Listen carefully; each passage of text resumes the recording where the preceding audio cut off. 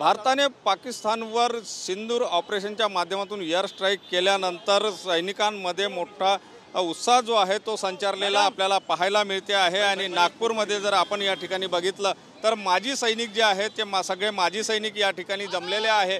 आपण या ठिकाणी अजनी चौकामध्ये बघू शकतो की हा रणगाडा आहे आणि या रणगाड्यावर चढून या ठिकाणी जे आहे ते माजी सैनिक घोषणाबाजी देत आहे आणि सोबतच भारतीय सैनिकांकडून जो पराक्रम दाखवण्यात आलेला आहे त्याचं स्वागत करत आहे, त्याचा अभिमान जो आहे तो यांना या ठिकाणी पाहायला मिळतो आहे। एकंदर त्यांच्या काय भावना आहे जाणून घेण्याचा सर काय सांगाल तुम्ही?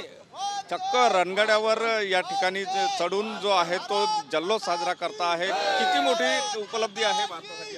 असं आहे, मी महेश आंबोकर भारतीय वायुसेनेतून निवृत्त आहे। हा जो रणगाडा आहे हा शेरमन रणगाडा आहे आणि हा पाकिस्तानच्या सोबत भारताच्या झालेल्या युद्धात जिंकलेला आहे। आणि म्हणून आम्ही पाकिस्तानला की जे आज आपण जी घटना झालेली आहे आणि भारताने जो विजय नोंदविला आहे त्यासाठी पाकिस्तानच्या रणगाड्यावर बसून आम्ही हा विजय त्यांच्यापर्यंत पोहोचण्यासाठी इथे जमलेलो आहोत। आणि आम्हाला आनंद आहे कारण आम्ही सैन्यात असताना आम्ही जेव्हा शांत स्थिती असायची तेव्हा आम्ही नेहमीच घाम गाळत होतो।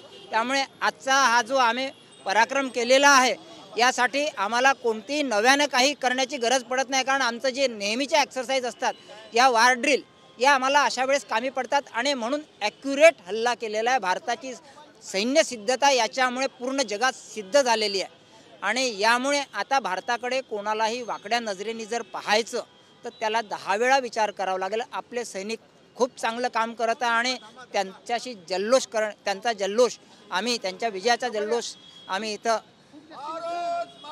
नक्कीच या ठिकाणी जल्लोष केला जातो आहे। आणि आपण हा जो रणगाडा बघतो आहे हा रणगाडा पाकिस्तान सोबत झालेल्या युद्धामध्ये जिंकलेला युद्धामधला हा रणगाडा आहे आणि म्हणूनच त्या रणगाड्यावर चढून या ठिकाणी विजयाचा जल्लोष जो आहे तो माजी सैनिकांकडून या ठिकाणी केला जातो आहे। कॅमेरामन साईसह सुनील ढगे, TV9 मराठी, नागपूर।